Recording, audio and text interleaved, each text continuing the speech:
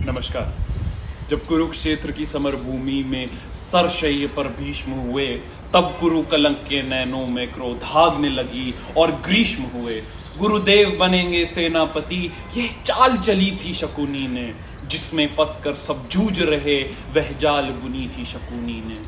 इस बार चली थी चाल अजब, जिसमें कोई सांधी न हो। गुरुवर द्वारा वह जीष्ट पांडु सूत समर भूमि में बंदी हो। फिर पांडव सेना में गुरुवर ऐसा तांडव नृत्य किया, सब समर मुंद से पात दिया। कुछ ऐसा चित्र विचित्र किया, निज सेना की यह दशा देख अर्जुन को क्रोध अपार हुआ। भज उठा कृष्ण का पांचजन्य, फिर गांडीव का टंकार हुआ। कौरव सेना के होश उड़े जब गुरुवार के रथ का चूर हुआ। जो सोचा था वह विफल हुआ, सब सपना चकनाचूर हुआ। फिर कहा द्रोण ने दुर्योधन, मैं उससे पार न पा सकता। अर्जुन के रहते धर्मराज को बंदी नहीं बना सकता।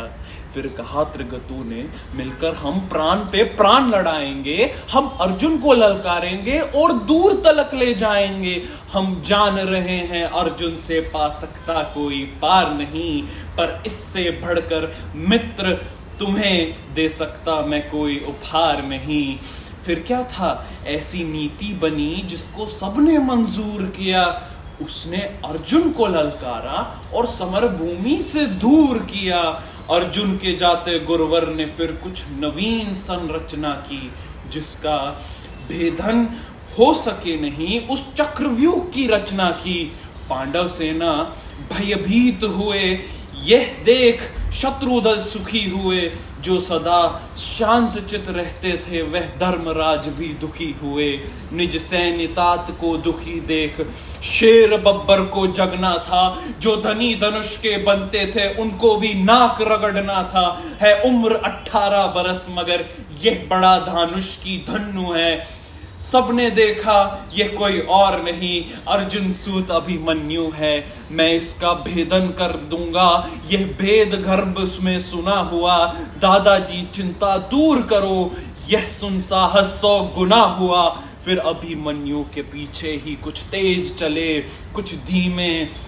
सब मायापति की लीला है, मैं कृष्ण लिखूं घनश्याम लिखूं। कितनों को धूल चटाया है, कितने कुरुओं का नाम लिखूं। शब्दों में सहज सुशीलापन, अब कविता को विश्राम लिखूं। मैं उस बालक अभिमन्यु को अंतिम बार प्रणाम लिखूं।